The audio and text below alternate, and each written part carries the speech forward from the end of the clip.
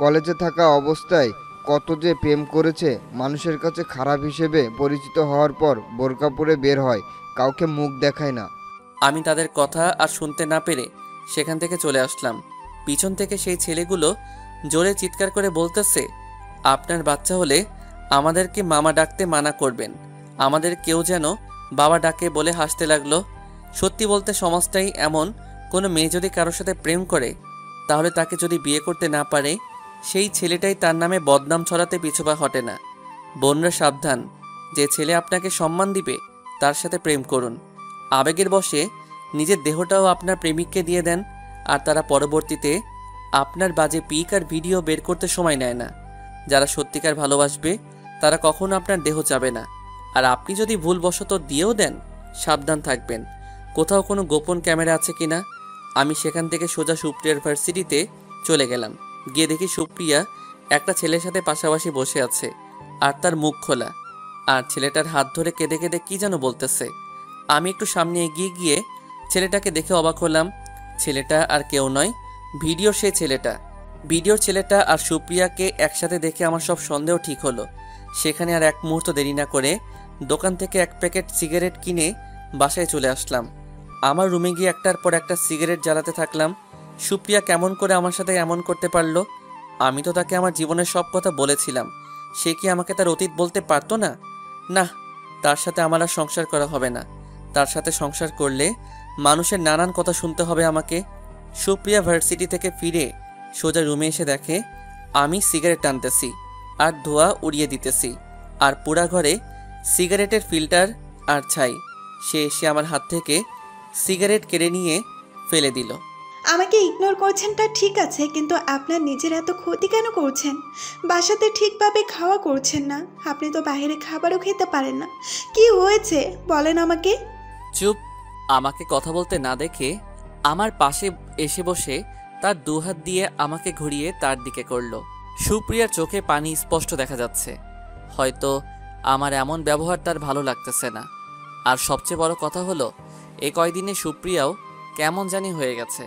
আমি কোনো অন্যায় কোনো ভুল করে থাকলে বলেন, তবু এমন করে থাকবেন না। আপনার এমন আচরণ আর অবহেলা সহ্য করতে পারতেছি না।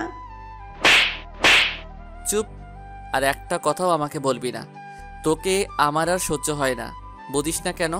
তোর প্রত্যেকটা স্পর্শে পাপ লুকিয়ে আছে। তোর সাথে আমি আর সংসার করতে পারবো না। আমার এরকম কথা শুনে সুপ্রিয়া বসা থেকে উঠে দাঁড়ালো, আর আমার দিকে সরু চোখে অবাক হয়ে তাকিয়ে থাকলো। সুপ্রিয়ার দিকে আমারও তাকিয়ে থাকাতে একটা মায়া কাজ করতে লাগলো। না, তার মায়ায় আর আমার পড়া যাবে না। তার প্রতি দুর্বল হলে চলবে না আমার। আমি কি করেছি যার কারণে এমন করছেন? কি এমন অপরাধ করেছি যার কারণে আজ এত বড় কথা বললেন? কেন আমার সাথে আর সংসার করতে চান না? কেন করতে চাই না জানতে চাস? তাহলে শোন, তোর গোপন ভিডিও এখন আমার হাতে। তোর গোপন প্রেমের সব কথা জেনে গেছি। কতজনের সাথে বেড শেয়ার করেছিস সব জেনেছি। দেখবি? এই দেখ। মোবাইল বের করে ভিডিও দেখালাম।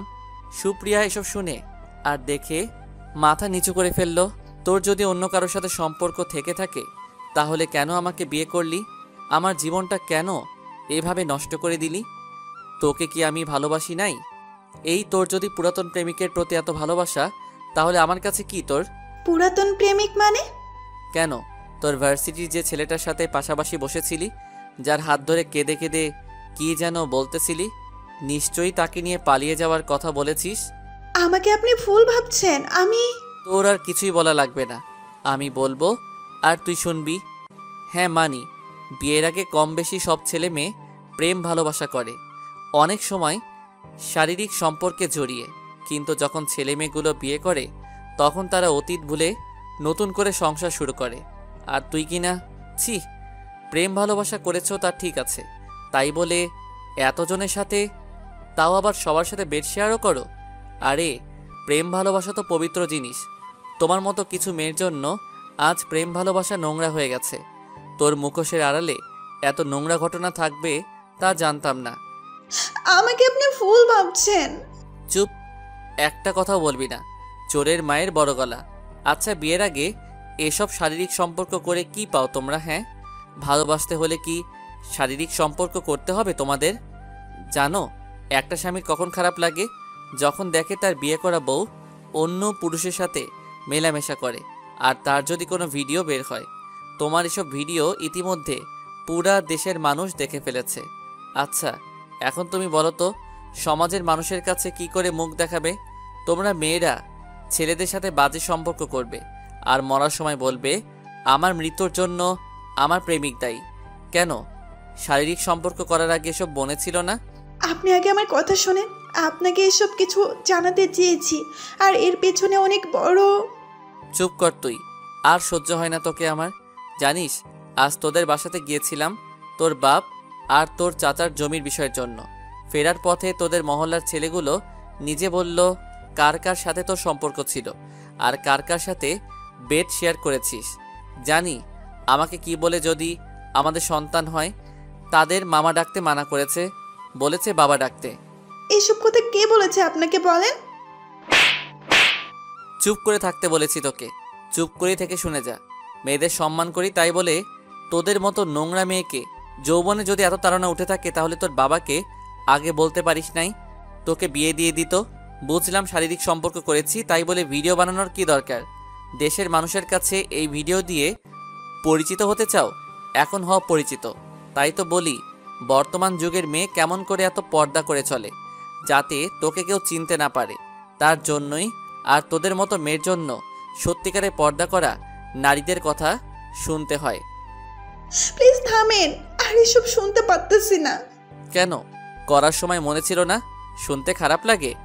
একবারও কি নিজের বাবা মা ভাইয়ের সম্মানের কথা মনে করো নাই? যে বাবা মা জন্ম দিল তাদের কথা না ভেবে প্রেমিকের সাথে গিয়ে বিছানায় শুয়ে নোংরা ভিডিও বানাতে?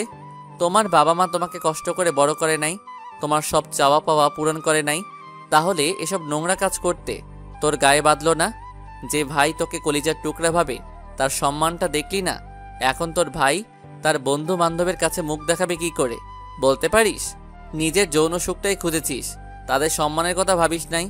আর একবারও কি ভেবে দেখেছিস যার সাথে শারীরিক সম্পর্ক করতেছিস তাকে পাবি কি না? আর নিজের স্বামীর জন্যই বা কি রেখেছিস বল? সুপ্রিয়া এখনো দোকানে দুহাত দিয়ে চেপে ধরে আছে। আজ তোদের মতো বাজে নোংরা মেয়েদের জন্য সমাজের ভালো মেয়েদের চলাফেরা করতে অসুবিধা হয়। তোদের মতো বাজে মেয়েদের জন্য ছেলেরা এখন মেয়েদের রূপ দেখে না, আগে জিজ্ঞেস করে তার ভার্জিনিটি আছে কিনা, তারপর বিয়ে করে। আজ তোদের মতো মেয়েরা নিজের যৌন সুখের জন্য বাবা মাকেও চিনে না, তাদের মৃত্যুর মুখে ফেলে দেয়। আপনার দুটি পায়ে পড়ি, এসব বলবেন না। হক কথা শুনতে সবার খারাপ লাগে। হুজুর হক কথা বললে তার নাকি মুখ খারাপ। কেন? এসব করার আগে মনে ছিল না? আজ রূপ চেহারা এত সুন্দর বলে যা খুশি তাই করে বেড়াবে? আজ গায়ের চামড়া শক্ত বলে, নিজে ফর্সা বলে এসব করতেই হবে? ছেলেদের আকর্ষণ করতেই হবে? সারা জীবন কি তোমার চেহারা এক থাকবে? যখন তোমার ছেলে বা মেয়েকে তোমার এক্স বলতে তোর মায়ের সাথে এসব করেছি আগে আমি, তখন নিষ্পাপ বাচ্চা কি করবে বলো তো? নিজের কথাই ভাবলে, ভবিষ্যতে কি হবে তা ভাবলে না। তোমরা মেয়ে মানুষ দেখে শুনে তোমাদের কদম ফেলতে হয়, আর সেই তোমরা যদি এসব করো তাহলে কি হবে ভেবেছো একবারও? আমার কোনো কথা না শুনে নিজের মতো করে বলে যাচ্ছেন। তোর আর কি বা বলার আছে বলতো? দেখ, তুই মেয়ে মানুষ, তোর সামান্য কোনো খুঁত পেলে তোর বিয়ে দিতেও সমস্যা হবে। আর একটা ছেলে হাজারটা দোষ করলেও তার কোনো সমস্যা নাই, বুঝিস না? এখন তোকে এসব বলা আমার ফাও কোনো কাজেই দিবে না। যে ভুল তুই করেছিস তা আমি সমাধান করব। তুই এই মুহূর্তে আমার বাসা ছেড়ে চলে যাবি। দয়া করে এমন করবেন না, আমাকে তাড়িয়ে দেবেন না। আপনাকে ছাড়া আমি থাকতে পারবো না। আপনাকে আমি নিজের চেয়েও বেশি ভালোবাসি। তোর সাথে সংসার করা সম্ভব না। যদি আমাকে তুই ভালোবাসতি তাহলে সব বলতি। আমাকে ভালোবাসলে অন্য ছেলের সাথে এভাবে মিশতি না, আমাকে ধোকা দিতি না। চলে যা তুই। আমি আর কারোর সাথে মিশবো না, কারোর সাথে কথাও বলবো না, তবুও আমাকে তাড়িয়ে দেবেন না। আর একটা খুশির সংবাদ আছে, যা শুনলে আপনি ঠিক হয়ে যাবেন। কুকুরের লেজ কখনো সোজা হয়? কখনো দেখেছিস? তোকে একবার বিশ্বাস করে ঠকেছি, বারবার ঠকতে চাই না। আর তোর কোনো খুশির খবর শোনার ইচ্ছা নাই। আগে আপনার মাথা ঠান্ডা হন, তারপর সব বলছি। প্লিজ আমার কথাটা আগে শুনুন। তোর এসব কথা আর ন্যাকা কান্না রাখ। যে মেয়ে বাবা মা ভাইয়ের সম্মানের কথা ভাবে না, তার আবার কথা শুনবো আমি? শুনতে হবে আপনার। শোনার পর যা শাস্তি দেবেন তা মাথা পেতে নেব। হ্যাঁ, ভুল করেছি। আপনাকে এসব না বলে এখন তো বলতে চাচ্ছি, আগে শুনুন। আমি সুপ্রিয়ার কোনো কথা না শুনে ওর সব জামা কাপড় বোরকা ওর ব্যাগে ভরতে লাগলাম। সুপ্রিয়া তা বারবার বের করছে, আর আমি প্রতিবারই তাকে ইচ্ছে মতো চড় থাপ্পড় মারছি। হয়তোবা সে তার ভুল বুঝতে পেরেছে, আমার সাথে থাকতে যাচ্ছে, এ সংসারে সবার সাথে থাকতে যাচ্ছে। শেষে সুপ্রিয়া যখন আমার চড় থাপ্পড় সহ্য করতে না পেরে বিছানায় শুয়ে কান্না করতে লাগলো। সুপ্রিয়ার কান্না যেন আমার সহ্য হচ্ছে না। কি করব বলুন? যেই মেয়ে বিয়ের আগে এত খারাপ হতে পারে, সে যে স্বামীর সংসারে থেকে খারাপ হবে না তার কি গ্যারান্টি আছে? সব কাপড় ব্যাগে ভরা হলে সুপ্রিয়াকে বিছানা থেকে টেনে তুললাম। এই ধর ব্যাগ, তোর সব কিছু ব্যাগে ভরা আছে, তুই এই মুহূর্তে এই বাসা ছেড়ে চলে যাবি। আমি এ বাসা থেকে জীবিত যাব না, গেলে আমার লাশ যাবে। আমি যে তোমাকে ছাড়া থাকতে পারবো না। দয়া করো আমার উপর, আর আমার কথাটা শোনো প্লিজ। তুই যদি এ বাসা থেকে বের হয়ে না যাস তাহলে আমার মরা মুখ দেখবি। আমার এমন কথা শুনে সুপ্রিয়া ধপাস করে ফ্লোরে বসে পড়ে, আরও বেশি করে কান্না করতে লাগলো। শেষে আমার পা জড়িয়ে ধরে কাঁদতে লাগলো। আমাকে যত পারো মারো কাটো, তবুও প্লিজ ছেড়ে যেতে বলো না। দরকার হলে না খেয়ে থাকবো, তুমি যা বলবে তাই করব। তোমাকে ছাড়া থাকতে পারবো না, তুমি আমার অভ্যাসে পরিণত হয়ে গেছো। কেন, আমি ছাড়াও তো তোর আরও নাগর আছে, তাদের কাছে যা। কতজনকে বলেছিস সে তোর অভ্যাসে পরিণত হয়েছে? আর আমার পা ছাড়, আর যদি এক মুহূর্ত এখানে থাকিস তাহলে তোর সামনেই নিজের জীবন দিয়ে দিব। সুপ্রিয়া এবার আমাকে ছেড়ে দিয়ে দৌড়ে নিচে গেল। আমি তার ব্যাগটা হাতে নিয়ে নিচে চলে আসলাম। এসে দেখি সুপ্রিয়া আব্বা মা তৃপ্তির হাত পায়ে ধরে বলছে আমাকে যেন মানা করে, তাকে যেন আমি তাড়িয়ে না দিই। ভাবি সুপ্রিয়ার এমন আহাজারি শুনে ঘর থেকে কষ্ট করে বের হয়ে এলো। সুপ্রিয়া, কি হয়েছে? এভাবে কান্না করছো কেন? উনি আমাকে বাসা থেকে তাড়িয়ে দিতে চাইছে, আমার সাথে নাকি আর সংসার করবেন না। শামীম, এসব কি ছেলে মানুষই করছো কেন তুমি? তোকে কি এই কারণে বিয়ে দিয়েছি, এত ভালো একটা মেয়ের সাথে? ছি, তোকে নিজের ছেলে ভাবতেও ঘৃণে হচ্ছে। তোকে আমি কি এইসব শিক্ষা দিয়েছি? নিজের ঘরের বউকে কেউ এভাবে মারে? ভাইয়া, ভাবি কোনো ভুল করলে তাকে ক্ষমা করে দে। এই নোংরা হয়েছে তোর শান্তি? আজ তোর কারণে আমার আব্বা আমার গায়ে আজ প্রথম হাত তুলল। তুই যদি এখন এই বাসা থেকে চলে না যাস তাহলে দেখ এই ছুরি দিয়ে নিজের গলা কেটে ফেলবো। শামীম! মা আব্বা, ছেলে চাও না ছেলের বউ চাও? যদি বউ চাও আমাকে হারাতে হবে, আর আমাকে চাইলে ওকে এ বাসা থেকে চলে যেতে হবে। আব্বা আর মা এবার সুপ্রিয়ার কাছে এগিয়ে গেল। মারে, আমাকে মাফ করে দিস, তোর জীবনটা আমার ছেলের জন্য নষ্ট হয়ে গেল। আমাদেরকে ভুল বুঝিস না মা, তুই আমার মেয়ে। এখন চাইলেও এই মানুষরূপী পশুর কাছে আমি তোকে থাকতে দেব না। একদিন ওকেও এভাবে কাঁদতে হবে। আমি তো আর থাকবো না, তাই আপনারা দয়া করে ওষুধগুলো ঠিকভাবে খাবেন। তৃপ্তি, আমার মা বাবার খেয়াল রাখিস। ভাবি, তোমার বেবিটাকে নিয়ে আমার অনেক স্বপ্ন ছিল, আর মনে হয় কখনো তোমার বেবিকে দেখতে পারবো না। সুপ্রিয়া এবার আমার কাছে এগিয়ে আসলো। নিজের প্রতি যত্ন নিন। এখন তো আর আমি থাকছি না, আমাকে ছাড়া থাকা অভ্যাস করে নিন। আমাকে ছাড়া খাবার খাওয়ার অভ্যাস করিয়েন। আর মোবাইলে অ্যালার্ম দিয়ে রাখবেন যাতে সময় মতো ফজরের নামাজ আর অফিসে যেতে পারেন। আর আপনার সাথে কোনো দিন কোনো অন্যায় করে থাকলে আমাকে মাফ করে দিবেন। সুপ্রিয়া এমন কথা শুনে আমার চোখ দিয়ে এবার অশ্রু বের হতে লাগলো। তাই নিজের চোখের পানি দ্রুত মুছে তাকে পা থেকে সরিয়ে দিয়ে তুলে ধরে টানতে টানতে বাসার বাইরে নিয়ে এলাম। রাস্তায় তাকে একা ছেড়ে দিলাম। যত দূর দেখা যায় দুইজন দুজনকে দেখছি। সুপ্রিয়া তো কাঁদছে আর পিছনে ঘুরে দেখছে, হয়তোবা সে বলছে দয়া করে তাড়িয়ে দিবেন না, আমি আর কোনো ভুল করব না, আপনার ভালোবাসা পেলে সব ত্যাগ করব। আমার মনটাও তাকে ছেড়ে দিতে যাচ্ছে না, কিন্তু কি করব বলুন? সে যে আমাকে প্রতিনিয়ত ধোঁকা দিচ্ছে, আমার কাছে থেকে সব কিছু লুকিয়ে রেখেছে। তাকে বারবার জিজ্ঞেস করেছি সে অন্য কারোর সাথে সম্পর্ক করে কিনা, সে বারবার বলেছে না, কিন্তু এখন তো তার সব কিছু প্রকাশ পেয়ে গেল। বাসার ভিতরে আসার পর দেখি মা আব্বাকে জড়িয়ে ধরে কান্না করছে আর বলছে আমার মেয়েকে এনে দাও। ওদিকে ভাবিও মনমরা হয়ে আছে, তৃপ্তিকেও দেখি সেও কাঁদছে। সত্যি বলতে এই 7 মাসে সুপ্রিয়া সবার চোখে মনি ছিল, সবাইকে এক সুতোয় বেঁধে রেখেছিল, সবাইকে তার ভালোবাসা দিয়ে আগলে রেখেছিল। আগে মা মাঝে মাঝে কোরআন শরীফ তেলাওয়াত করত, সুপ্রিয়া আসার পর মা প্রতিদিন কোরআন শরীফ তেলাওয়াত করত, আব্বাকে সময় মতো অজুর পানি দিত, তৃপ্তিকে সাথে নিয়ে নামাজ পড়ত। ভাবি প্রেগনেন্ট শুনে ভাবিকে বেশি বেশি দোয়া পড়তে বলতো, যাতে তার পেটের সন্তান আদর্শ মানুষ হয়। বড় ভাইয়াকে নামাজ কালাম করার কথা বলতো, ভাবিকে বেশি বেশি সময় দেওয়ার কথা বলতো।